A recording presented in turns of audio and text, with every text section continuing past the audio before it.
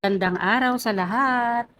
So, last Tuesday, April 23, ay isinagawa ang pinakaunang research parade sa kasaysayan ng South Central Integrated School. Ito ay naglalayon na mapabuti ang mga outputs ng mga bata sa kanilang library research. Kailangan nila ang research na ito or ang pagsasaliksik o pananaliksik na ito upang pagdating nila ng kanilang senior high school ay hindi na sila mahihirapan pa. Ganon din, pagpunta nila ng kanilang kolehiyo, graduate school, and postgraduate school. So, ako ay lubos na nagpapasalamat sa mga guro ng grade 10 na pinamumunuan, grade 10 English teachers na pinamumunuan ni Ginang Eleanor Galvez, ang subject coordinator ng English Department.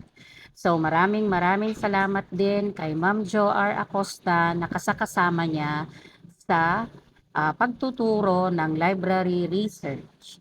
So kitang-kita sa mga bata na talagang sila ay sabik na sabik upang kanilang depensahan ang kanilang action research na talaga namang kanilang pinaghirapan magmula pa nung first quarter. So, kanilang naipamalas ang kanilang resilience or pagiging matatag, ang kanilang kahusayan, hindi lang sa ICT, kundi pati na rin ang kanilang patience, ang kanilang teamwork, ang kanilang leadership, ay talaga namang na-develop sa pamamagitan ng library research, preparation, and eventually, ang final part nito ay ang kanilang defense. So, hindi lang ang kanilang kagalingan ang ating nilinang sa pagsasagawa ng activity na ito, kundi ang kanilang kahusayan din sa pagdedepensa o sa pagsasalita sa ating second language. Although, inallow din natin sila na magsalita sa Tagalog. So nagpapasalamat ako sa mga kasama ko sa panel na sina Ginoong Alfredo Crisan and Ginoong Crisanto. So sadyang makasaysayan ng activity na ito at talagang very productive.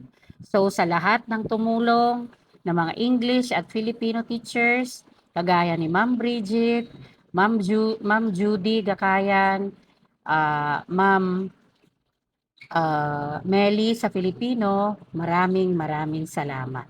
Sa lahat ng mga estudyante sa grade 10 na talagang sumubok upang depensahan ang kanilang mga researches, super congratulations to all of you for a job super excellently done. Kayo ang first batch, susunod ang mga iba pa. Sana lahat ng mga aral na inyong natutunan o napulot sa activity at saka sa lessons ninyo na ito ay maisa sa buhay ninyo upang pagdating ng inyong senior high school, ang inyong college life, grad and post-grad school, magiging napakadali na sa inyo ang pananaliksik o ang pagre-research. So again, congratulations English Department headed by Ma'am Eleanor Galvez.